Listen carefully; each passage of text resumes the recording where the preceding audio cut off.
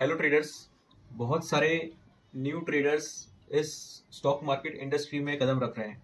बहुत सारे daily basis पे, मतलब हर साल एक नई नई बैच खत्म होती है। हर साल एसएससी से निकलते हैं स्टूडेंट्स, हर साल एचएससी से निकलते हैं स्टूडेंट्स, हर साल ग्रेजुएशन से निकलते हैं स्टूडेंट्स।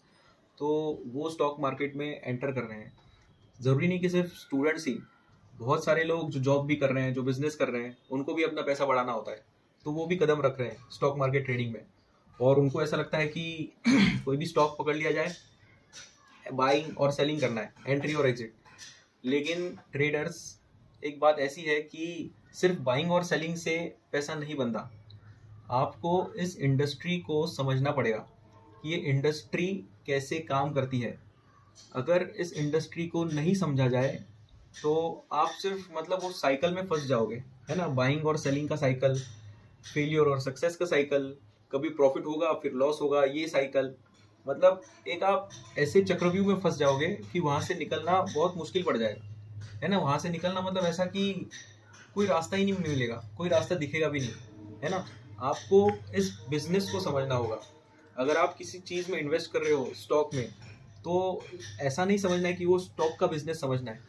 आपको इस टाइम पे आपको स्टॉक मार्केट का बिजनेस समझना है, ठीक है। ये स्टॉक मार्केट इंडस्ट्री कैसे काम कर रही है, क्योंकि 90s का टाइम था, 2000 के आसपास का टाइम था कि उस टाइम पे अपन किसी कंपनी को एनालाइज किए, है ना, फंडामेंटल एनालिसिस किया, बहुत अच्छे से देखा कि किसका क्या मार्केट है वगैरह, तो अपन पैसा डाल दिया और वो बड़ा हो गया। आज के टाइम पे परिस्थिति बहुत अलग हो गई है। आपको ये समझना बहुत ज़्यादा ज़रूरी है कि ये स्टॉक मार्केट इंडस्ट्री एक्चुअल में कैसे काम कर रही है, कौन इस चीज़ को, इस इंडस्ट्री को, इस स्टॉक मार्केट बिजनेस को चला रहा है ना। कौन कौन सी ताकतें हैं जो इसे चला रहा है। अभी ये आप वीडियो देखो, इसमें प्रधानमंत्री जी हैं और एक बिजनेसमैन है ना। तो इस वीडियो में बहुत कुछ समझने को आता है, बहुत कुछ दिखता है। मतलब ऐसा लगता है कि एक पर्दे के पीछे एक बहुत बड़ी स्टोरी है ना। और ये सच है। इस चीज़ को अगर अच्छे से देखा जाए, हम इसके ऊपर बहुत कुछ डिस्कस कर सकते हैं, लेकिन मैं बस ये दिखाना चाहता हूँ कि जो दिखाया जाता है ज़रूरी नहीं कि हमेशा वही सच हो। पर्दे के पीछे भी एक स्टोरी होती है, ठीक है ट्रेडर्स। तो एक हम एग्जाम्पल से समझते हैं कि अगर समझो स्टॉक मार्केट, पूरा स्टॉक मार्केट में एक कंपनी है, मतलब वो कंपनी समझो स्टॉक मार्केट ही है, ठीक है। वॉल्यूम है, टोटल वॉल्यूम 100, ठीक है, 100। पूरे स्टॉक मार्केट में तो लाखों करोड़ों वॉल्यूम्स अगर हम देखेंगे तो शेयर्स होंगे। लेकिन हम एक फॉर एग्जांपल, जैसे अपन सैंपल सेट करते हैं, है ना, बहुत सारे सैंपल्स होते हैं, लेकिन अपन समझने के लिए, पूरे क्राउड साइकोलॉजी को समझने के लिए अपन एक सैंपल सेट निकालते हैं। वैसे समझो कि 100 शेयर्स हैं टोटल, कुल मिला के इंडिया के स्टॉक मार्केट में सिर्फ 100 शेयर्स हैं। 100 शेयर्स में से 10 शेयर हैं कंपनी के पास, ठीक है, प्रोमोटर्स के पास। उसमें से फिर बचे 90 में से जो 50 हैं वो रिटेल के पास है ना, ट्रेडर्स वेडर्स के पास, मतलब अपने अपने जैसे लोगों के लिए ट्रेडिंग करने के लिए। बाकी बचे जो 40 शेयर हैं वो इंस्टीट्यूशंस के पास है, FII, DII और बहुत सारे म्यूचुअल फंड्स वगैरह, इन सब इंस्टीट्यूशंस के पास हैं, ठीक है। तो ट्रेडेबल जो शेयर्स हैं वो कितने हैं? 50। 40 FII इन लोगों ने इन्वेस्ट करके रखे हैं, है ना। तो जरूरी नहीं कि वो फटाफट वो बेचते रहेंगे। तो अभी 3 हिस्सों में डिवाइड हुआ है शेयर्स, 50, 40 और 10। तो अभी ऐसा नहीं कि ये 40 शेयर्स एक ही इंस्टीट्यूशन के पास होंगे, ये अलग अलग इंस्टीट्यूशंस के पास होंगे। अभी फॉर एग्जांपल कि अगर 10 इंस्टीट्यूशंस हैं, है ना, 10 इंस्टीट्यूशंस हैं, तो अगर 40 शेयर्स इंस्टीट्यूशन के पास है तो मतलब 4 शेयर हर एक इंस्टीट्यूशन के पास है। FII हो गया, DII हो गया, बैंक्स हो गए, म्यूचुअल फंड्स हो गया, ठीक है। और बाकी 50% हैं, 50 शेयर्स वो अपने जैसे रिटेल ट्रेडर्स, मतलब जो उसमें ट्रेडिंग कर सकते हैं, उनके लिए है। तो अभी बस एक चीज सोचो कि एक बहुत बड़ा इंस्टीट्यूशन आता है ना। ऐसे नहीं कि बाकी सब इंस्टीट्यूशन से बड़ा, लेकिन एक इंस्टीट्यूशन आता है या एक बड़ा HNI आता है, बड़ा ट्रेडर आता है, उसकी कैपेसिटी है 15 शेयर्स की, 15 से 20 शेयर्स की, ठीक है। 15-20 भी शायद ज्यादा हो गए, 10 शेयर की है ना। वो 10 खरीद सकता है, 1, 2, 3, 4, 5 खरीद के उसको कोई घंटा फर्क नहीं पड़ने वाला है। उसकी औकात है 10 शेयर की, ठीक है। तो अभी मुझे एक बात बताओ, प्रोमोटर तो अपने शेयर छोड़ने से रहे, FII, DII जो पहले से ही जो इंस्टीट्यूशन ने खरीद के रखा है वो भी अपने शेयर छोड़ने नहीं वाले। तो अगर 10 शेयर खरीदने हैं तो वो किसके पास आएगा? वो आएगा रिटेल्स के पास, ठीक है, जो 50 शेयर की होल्डिंग रख रहे हैं, जो ट्रेड कर रहे हैं उसके ऊपर, जिन्होंने रिटेल इन्वेस्टर्स भी हैं, रिटेल ट्रेडर्स भी हैं, जिनके पास वो शेयर है, तो अभी तुम ही एक बात बताओ कि अगर उसको वो 10 शेयर चाहिए हमारे 50 में से, तो वो कैसे लेगा? बस इस चीज को समझो कि वो कैसे अपने अपने पास से वो 10 शेयर निकाल के लेगा। हालांकि हम भी उसको बेचने नहीं चाहते हैं, ठीक है, हम भी वो शेयर्स को बेचना नहीं चाहते हैं, लेकिन वो भी खरीदना चाहता है, तो क्या करेगा वो, है ना? अगर इस चीज को तुम समझ गए तो तुमको बहुत ही ज्यादा क्लैरिटी होगी ट्रेडिंग में, है ना? तुम ये जो सोचते हो कि ये स्ट्रेटेजी पकड़ ले, वो स्ट्रेटेजी पकड़ ले, यहाँ पे बाय करें, यहाँ पे एग्जिट करें, यहाँ पे स्टॉप लॉस लगाएं, ऐसे करें वैसे करें, ये सब है ना दिमाग से उड़ जाएगा। ये सब चीज ये जो अपने पास जो नॉलेज आया हुआ है, जो अपने पास परोसा गया है इंटरनेट के थ्रू, बहुत सारे लोगों के थ्रू, ये सब परोसा गया है, मतलब जैसा वो लोग चाहते हैं उसके हिसाब से अपने भेजे में डाला गया है ना, और इम्प्लांट कर दिया है। लेकिन जो बात है वो सब अलग है। एक्चुअल में जो रियल ट्रेडिंग है, जो रियल बिजनेस चल रहा है, वो सब अलग है। बहुत सारे इन्फ्लुएंसर आपको सब बस गुमराह कर रहे हैं, है ना, कि यहाँ पे ये स्ट्रेटेजी लगाओ, ये करो, वो करो, ये ऐसा करो, वैसा करो, लेकिन एक्चुअल बिजनेस ही अलग चल रहा है। और उन इन्फ्लुएंसर को ये भी मालूम नहीं होता कि ये बिजनेस है क्या एक्चुअली, है ना, ये चल कैसे रहा है ना। तो अभी वो इंस्टीट्यूशन को अगर 10 शेयर चाहिए होंगे, आप बस दिमाग लगाओ यार कि अभी वो आपसे कैसे लेगा, कैसे निकलवाएगा।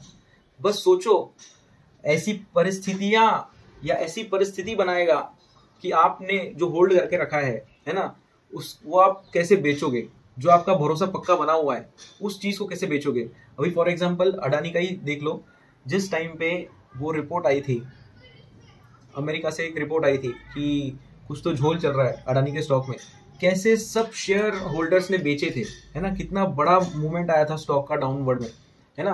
तो ये जो विश्वास उठना है, ये बहुत खतरनाक है, और यही उनकी ढाल होती है, ये उनका वेपन है कि वो अपना पैसा डाल सके मार्केट में। इस चीज को गाइस समझो, ठीक है? अगर इस चीज को नहीं समझोगे आज भी, तो इस बिजनेस में नहीं टिक पाओगे। तुम भले ही फंडामेंटल एनालिसिस कर लो, तुम भले ही टेक्निकल एनालिसिस कर लो, और अगर तुम ये स्टॉक मार्केट चल कैसे रहा है, ठीक है, ये स्टॉक मार्केट को चला कौन रहा है ना, बहुत सारे इन्वेस्टमेंट बैंक्स हैं, बहुत सारे हेज फंड्स हैं, बहुत सारे इंस्टीट्यूशंस हैं, जैसे FII, DII। ये लोग अगर खरीदते हैं तो कैसे खरीदते हैं? ये लोग अगर बेचते हैं तो कब बेचते हैं, और क्यों बेचते हैं, और कैसे बेचते हैं, है ना? और ये कितना खरीदते हैं और कितना बेचते हैं, कि एक अगर FII अगर कोई भी ट्रेड कर रहा है या कोई भी इंस्टीट्यूशन ट्रेड कर रहा है, तो वो कितना रिटेलर को खा जाएगा, ठीक है? ये बस सोचो, जितना 1000 से 10,000 रिटेलर का कैपिटल होता है, उतना ये इंस्टीट्यूशन अपना एक ट्रेड के पीछे स्टॉप लॉस रखते होंगे, है ना। इस चीज को बस समझो। तो तुम सोचो कि कैसे मैनिपुलेट करेंगे वो जो एक इंस्टीट्यूशन को 10 शेयर खरीदते हैं 50 में से जो अपने हैं, वो कैसे मैनिपुलेट करेगा वो अपने सब रिटेलर्स को, 50 रिटेलर को, है ना। समझो 50 रिटेलर्स हैं और उनके पास एक एक शेयर पड़ा है, तो वो कैसे मैनिपुलेट करेगा? इस चीज को ट्रेडर्स समझो। आज मैं तुमको संबोधित कर रहा हूँ ट्रेडर के नाम से। जरूरी नहीं कि हर कोई ट्रेडर बनने वाला है, लेकिन अगर तुम बनना चाहते हो ट्रेडर, तो ये चीज तुमको समझनी होगी।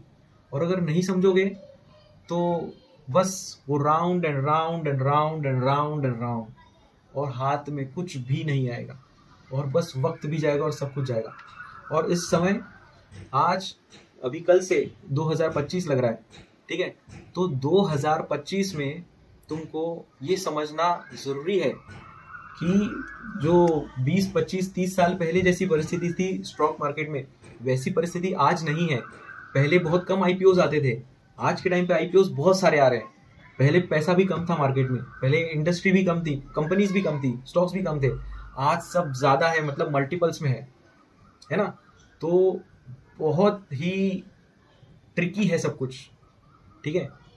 और इस चीज को ट्रेडर्स समझो, नहीं तो मैं नहीं चाहता कि अपने जो भी भारतीय भाई बहने हैं उनका पैसा भी ऐसे ही निकलता जाए।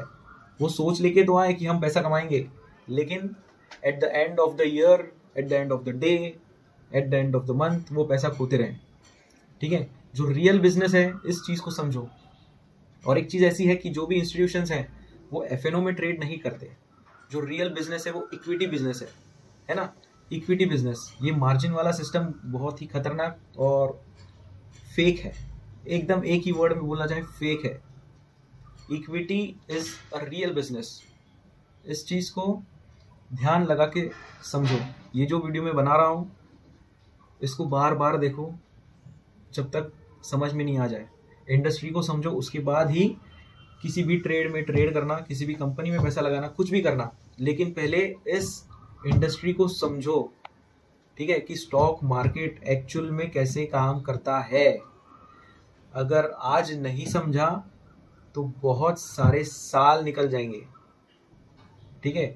बस एक स्ट्रेटेजी के पीछे भागते भागते, बहुत सारे कोर्सेज करते करते, तुम अगर स्मार्ट बंदे भी हो, कोर्सेज नहीं कर रहे हो और सिर्फ अपना दिमाग लगा रहे हो, तो जिस स्मार्टनेस ने तुमको ये बताया है कि कोर्सेज मत करो, अपना खुद का दिमाग लगा के खुद सेल्फ स्टडी करो, तो ये भी है कि याद रखना कि जो भी नॉलेज इन्फॉर्मेशन अवेलेबल है जिससे तुम सीख रहे हो वो भी परोसी गई है, ठीक है।